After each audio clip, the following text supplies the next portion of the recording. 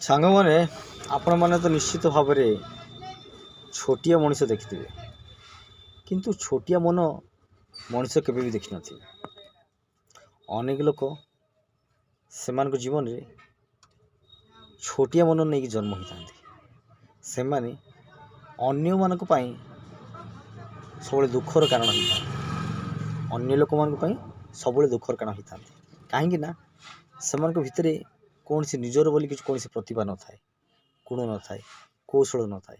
ସେମାନେ ଅନ୍ୟମାନଙ୍କ ଜିନିଷ ଦେଖି କପି କରନ୍ତି ଏବଂ ତାହା ସେମାନଙ୍କ ଜୀବନରେ ପ୍ରୟୋଗ କରନ୍ତି, କିନ୍ତୁ ସମ୍ପୂର୍ଣ୍ଣ ଅଲଗା କରନ୍ତି ନାହିଁ। ସେମାନେ ଯାହା କପି କରିଥାନ୍ତି ତାହା ହିଁ ସେମାନେ ଦେଖିଥାନ୍ତି।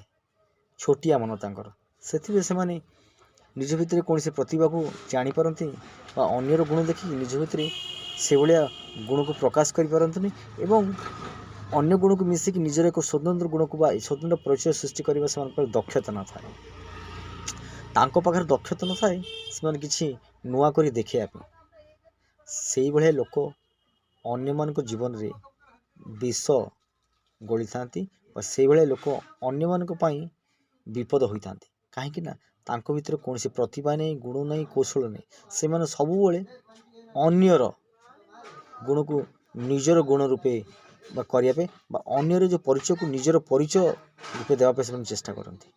ଆଉ ସେଇଭଳିଆ ମଣିଷ ସେମାନଙ୍କ ଜୀବନରେ ଏତେ ତଳକୁ ପଳେଇ ଯାଆନ୍ତି ଯେ ଅନ୍ୟର ବେଜିତ୍ ତାଙ୍କ ପାଇଁ କିଛି ନୁହେଁ ବା ଅନ୍ୟର ଦୁଃଖ ତାଙ୍କ ପାଇଁ କିଛି ନୁହେଁ ଏବଂ ଅନ୍ୟର ସୁଖକୁ ସେମାନେ ତ ଦେଖିକି ରହିପାରନ୍ତିନି। ସେମାନେ ଭାବନ୍ତି ଏ ବ୍ୟକ୍ତି ଏତେ ସୁଖ ପାଉଛି, ମୁଁ କାହିଁକି ପାଉନି। ନିଶ୍ଚିତ ଭାବରେ ସେଭଳିଆ ମଣିଷ ନୁହନ୍ତି। ସେମାନେ ଗୋଟେ ପ୍ରକାର ଶୈତାନ ଭାବ ସେମାନଙ୍କ ମନ ଭିତରେ ଥାଏ।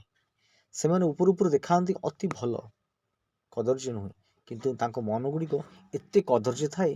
ସେ ଅନ୍ୟ ଲୋକମାନଙ୍କ ପାଇଁ ଅନେକ ଜିନିଷ ଆଣିଥାନ୍ତି, କଷ୍ଟ ଦେଇଥାନ୍ତି ଏବଂ ଅନ୍ୟ ସମ୍ମୁଖରେ ନିଜେ ଭଲ ବୋଲି ହୋଇ ସେଇ ବ୍ୟକ୍ତିକୁ ହଇରାଣ କରିଥାନ୍ତି।